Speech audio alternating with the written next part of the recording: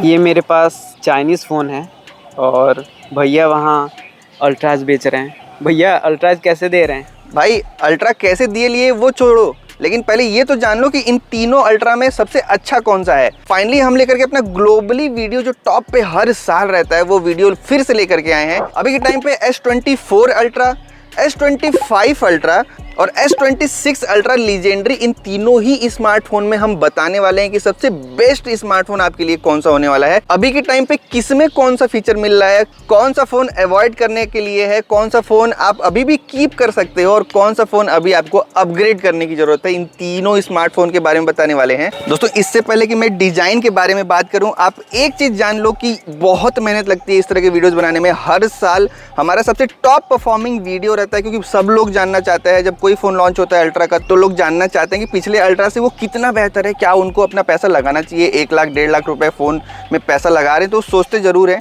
उसमें हम बहुत बड़ी मदद करते हैं। तो एक सब्सक्राइब तो बनता है दोस्तों, प्लीज़ सब्सक्राइब करो। सभी लोग सब्सक्राइब नहीं करते हैं, हेल्प नहीं होती है हमारी, थोड़ी सी हेल्प हो जाएगी। सब्सक्राइब करना मत भूलना, लाइक कर दो, शेयर कर दो उन लोगों के साथ जो कि ये फ़ोन लेने वाले हैं। सबसे पहले अगर डिज़ाइन आप देखो तो तीनों ही स्मार्टफोन में एक बहुत धीरे धीरे एक ग्रेजुअल डिज़ाइन चेंज किया गया है। सबसे पहले अगर हम S24 अल्ट्रा की बात करें तो ये पूरी तरीके से शार्प कॉर्नर वाला एक स्मार्टफोन था। इसके कॉर्नर्स देखोगे तो ये बहुत शार्प थे। उसके बाद अगर आप S25 अल्ट्रा के बारे में देखो तो S25 अल्ट्रा में थोड़ा सा इसके जो कॉर्नर्स हैं उसको राउंड किया गया था, और अभी के टाइम पे S26 अल्ट्रा पूरी तरीके से राउंडेड कॉर्नर हो चुका है। इसके अगर आप देखोगे कॉर्नर्स बिल्कुल नहीं चुभने वाले हैं। तीनों ही स्मार्टफोन को साइड बाई साइड अगर आप रखेंगे तो कैमरा लेंस में आपको बहुत बड़ा एक डिफरेंस दिखाई देगा तीनों में ही। यहाँ पे सबसे छोटा कैमरा लेंस जो ओवरऑल फिजिकल में है वो है S24 का, फिर S25 थोड़ा सा बड़ा किया गया था इसका लेंस, और S26 में आप देख सकते हैं कि थोड़ा सा और बड़ा किया गया है इसका ओवरऑल लेंस, और इसमें से जो प्लास्टिक का ये इसमें क्लैडिंग था ना वो इसमें से हटा दिया गया है। पूरा अब एक बिग बड़ा लेंस दिखाई दे रहा है इसमें। और तीनों ही स्मार्टफोन में सेटअप सेम है, 5 कैमरे का सेटअप है। सिर्फ अगर ओवरऑल फिजिकल चेंज में देखें तो आपको यहाँ पे एक आइलैंड दे दिया गया है S26 अल्ट्रा में। बाकी तीनों ही स्मार्टफोन नियरली आपको सिमिलर दिखाई देंगे। राइट साइड के प्रोफाइल को दिखाएं तीनों ही स्मार्टफोन में तो ये S24 अल्ट्रा का कुछ इस तरीके का है, जो गोल सा ऐसे निकला हुआ है। S25 में फ्लैट हो गया था यहीं से, और S26 में वही फ्लैट को इसने फॉलो किया हुआ है। तीनों ही स्मार्टफोन की अगर बिल्ड की बात करें तो S24 में टाइटेनियम मिला था ग्रेड 3 का, S25 में टाइटेनियम मिला था ग्रेड 5 का, और फाइनली वापस आते हुए इसके वजन को पता नहीं कैसे हल्का भी कर लिया और टाइटेनियम भी हटा दिया। सैमसंग ने इसमें एल्युमिनियम फ्रेम दिया है। पहले टाइटेनियम आया था ये बोलते हुए कि टाइटेनियम से वजन हल्का होगा, अभी के टाइम पे टाइटेनियम भी हट गया है और ओवरऑल इसका जो वेट है वो काफ़ी कम हो चुका है। वजन के बारे में बात करें तो आपको S24 अल्ट्रा 230 ग्राम के आसपास था, 230 ग्राम से नीचे ही था। S25 अल्ट्रा की बात करें तो ये लगभग 218 ग्राम 220 ग्राम के आसपास था।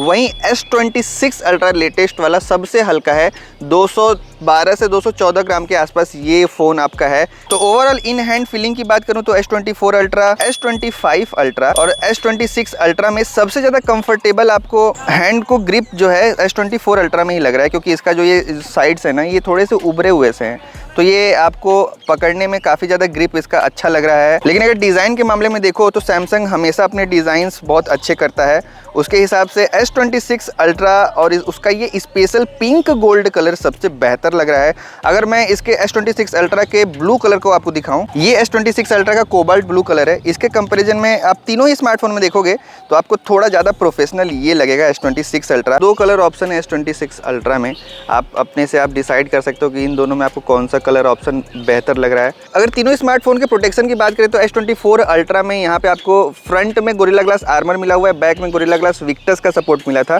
जो कि एनफ था। यहाँ पे मैंने इसको बहुत यूज भी किया, ये काफी ज्यादा ड्यूरेबल है। S25 की बात करें तो यहाँ पे फ्रंट में आपको गोरिल्ला ग्लास आर्मर 2 मिला हुआ है, बैक में आपको गोरिल्ला ग्लास विक्टस का सपोर्ट मिलता है, और ये भी बहुत ज्यादा टफ है, इसमें भी कोई बहुत ज्यादा इम्पैक्ट नहीं पड़ता है। और उसी को फॉलो करते हुए S26 में भी आपको गोरिल्ला ग्लास आर्मर 2 का प्रोटेक्शन मिला है फ्रंट में, बैक में विक्टस का सपोर्ट मिला हुआ है, तो ये भी बहुत ज्यादा टफर है। डिस्प्ले की बात करें तो यही स्मार्टफोन है जिसमें कि 6.8 इंच का डिस्प्ले मिला था, बाकी में बेजल्स को ही थोड़ा कम किया गया है। फ्रेम फैक्टर लगभग तीनों में सेम है। इन दोनों स्मार्टफोन में 6.9 इंच का डिस्प्ले मिलता है। लेकिन सबसे लेटेस्ट वाले स्मार्टफोन हमारे S26 अल्ट्रा में एक पैनल का फर्क है। इन दोनों स्मार्टफोन में आपको डायनेमिक 2x वाला जो डिस्प्ले अभी तक मिलता आया है वही मिला है, लेकिन यहाँ पे आपको M14 डिस्प्ले मिल रहा है जो कि अभी सुपर डायनेमिक जो डिस्प्ले मिल रहा था उससे थोड़ा डिफरेंट है, उससे हाई क्वालिटी है। 8 बिट डिस्प्ले है प्लस FRC के साथ, और 10 बिट के डिस्प्ले के इतना आपको जो क्लैरिटी है, जो कलर्स है, सब कुछ प्रोड्यूस करके देता है। उसके अलावा बाकी तीनों ही स्मार्टफोन में लगभग सिमिलर ऑन पेपर वाले स्पेसिफिकेशन है, जैसे कि 1 से 120 हर्ट्ज तक का डायनेमिक रिफ्रेश रेट मिला हुआ है। तीनों ही स्मार्टफोन में एंटी रिफ्लेक्शन वाली कोटिंग मिलेगी, लेकिन आपको S26 में स्लाइटली 5 से 10% जो कोटिंग है थोड़ा सा कम किया गया है इसके प्राइवेसी डिस्प्ले की वजह से। दोस्तों एक मेन चीज़ की बात करते हैं, कैमरा की बात, जो कि इसका एक बहुत ज़्यादा USP है, सेलिंग पॉइंट है, जिसको दिखा करके ये फ़ोन बहुत ज़्यादा बिकता है। इस स्मार्टफोन में S24 और S25 में आपको सेम एपरेचर वाले सेम लेंस मिलते हैं, उसमें कि 1.7 एपरेचर वाला आपको दोनों में ही मिलता है लेंस, और दोनों में ही लगभग आपको जो रिजल्ट्स हैं सिमिलर देखने के लिए मिलते हैं, चाहे वो नाइट लाइट का फोटोग्राफी हो या डे लाइट का फोटोग्राफी हो। यहाँ पे S26 ने थोड़ा सा एक जंप किया है। लास्ट टाइम अगर आपने कंपैरिजन देखा हो S25 का और S24 का कंपैरिजन किया था हमने एप्पल के 17 Pro Max से, और वहाँ पे एक बहुत सरप्राइजिंग रिजल्ट आए थे, स्पेशली लो लाइट में बहुत ग्रेन्स थे। अभी के टाइम पे S26 अल्ट्रा में एपरेचर को बड़ा कर दिया गया, इसका लेंस थोड़ा ज़्यादा रोशनी कैप्चर करेगा, 1.4 एपरेचर के साथ ये आ रहा है। मेन लेंस इसका 200 मेगापिक्सल, उसमें एक काफ़ी अच्छा चेंज है। सेम इसी तरीके से आपको अल्ट्रा वाइड में भी एपरेचर बढ़ा हुआ मिलेगा, और सेम इसी तरीके से जो टेलीफोटो लेंस है उसमें भी आपको एपरेचर बढ़ा हुआ मिलेगा। बाकी अगर सेटअप, जो ऑन पेपर सेटअप की बात करें, तो तीनों ही स्मार्टफोन में 200 मेगापिक्सल का मेन लेंस मिला हुआ है। सिर्फ आपको S24 अल्ट्रा में जो टेलीफोटो लेंस मिला हुआ है सेकेंडरी, वो 3x वाला, उसमें आपको 10 मेगापिक्सल का मिलता है। बाकी इन दोनों ही स्मार्टफोन में टेलीफोटो लेंस 3x वाला जो ऑप्टिकल जूम है उसके लिए आपको 50 मेगापिक्सल का आपको लेंस मिला हुआ है। इसके अलावा जो पेरिस्कोप लेंस मिलता है 5x वाला, जिससे कि आप जूम कर पाते हो 5x तक, उस तीनों ही स्मार्टफोन में वो सेम है। कैमरा का अगर हमने बात किया है, तो मैं आपको अगर एक फीचर की बात करूं जो कि होराइजन लॉक है, वो आपको सिर्फ और सिर्फ S26 अल्ट्रा में मिलेगा, इन दोनों अल्ट्राज में नहीं मिलेगा।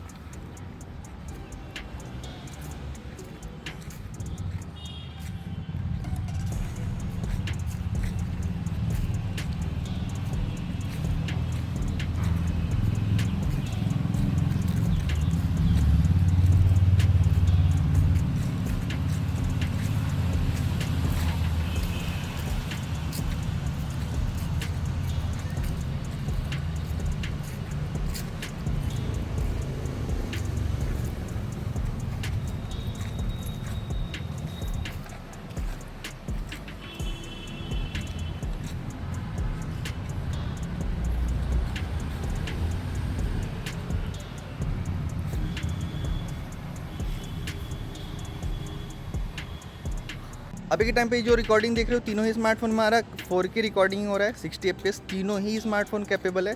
ऑब्वियसली कैपेबल होना भी चाहिए। वर्ल्ड का सबसे अच्छा स्मार्टफोन आप यूज़ कर रहे हो, फ्लैगशिप लग्जरी, तो इन तीनों में ही आपको मिलेगा। अगर अभी के टाइम पे देखो तो जो रियल टोन दिखा रहा है, जितनी की रोशनी है उसके हिसाब से, वो आपको S26 में सबसे बढ़िया दिखा रहा है, विदाउट ग्रेन्स। इवन कि बैकग्राउंड में जो डिटेल्स है वो देखो, पीछे के जो घर है ना उनमें डिटेल्स देखो, सबसे ज़्यादा आपको S26 में दिखाई देगा इनमें। वो भी ग्रेन्स की वजह से ऑब्वियसली बहुत ज़्यादा एक्सपोज कर दे रहा है S24 और S25, स्पेशली S25 बहुत ज़्यादा कर रहा है। और सबसे ज़्यादा बेहतरीन लो लाइट की फ़ोटोग्राफी जो कर पा रहा है वो है हमारा S26 अल्ट्रा, फिर उसके बाद S24 अल्ट्रा, उसके बाद मैं बोलूँगा कि S25 अल्ट्रा कर पा रहा है। अब बैकग्राउंड में ये जो लाइट्स जल रही हैं उनको देखो, जो छोटी छोटी लाइट्स जल रही हैं, किसमें सबसे अच्छा आ रहा है देखो, S24, S25 और ये रहा S26। सबसे ज़्यादा अच्छी लाइट्स किस में आ रही हैं? अब ये जो पिंक वाली लाइट जल रही है उसको देखो, पिंक वाली लाइट किस में सबसे आपको बेहतरीन दिखाई दे रही है, जो नेचुरल है। ऐसे तो तीनों में लगभग सिमिलर दिखाई दे रही है, और ग्रेन्स नहीं है S26 में, ग्रेन्स नहीं है, ये बहुत बड़ी बात है।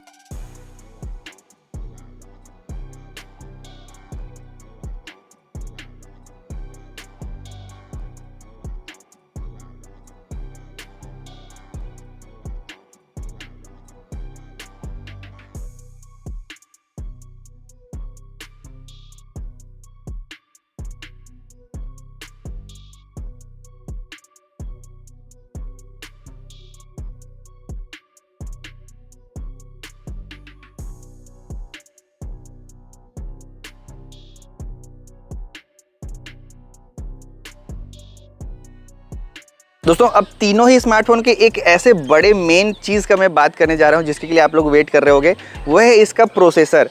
S24 अल्ट्रा में हमें स्नैपड्रैगन ने जब उस टाइम पे इलीट वाली चीज़ें नहीं चल रही थी तो हमको इसमें स्नैपड्रैगन का 8 Gen 3 वाला प्रोसेसर मिला था, जिसका कि Antutu बेंचमार्क कहीं 16-17 लाख के आसपास एग्जिस्ट कर रहा था। वहीं पे जब हमने S25 अल्ट्रा पे शिफ्ट किया, स्नैपड्रैगन का 8 Gen इलीट प्रोसेसर दिया और उसकी जो Antutu बेंचमार्क है वो बहुत ज़्यादा हमने एक्सपेक्ट किया था बढ़ने का, लेकिन वो बढ़ करके गया था 22 लाख तक, 22 लाख तक, 21 लाख तक इसका Antutu बेंचमार्क गया था।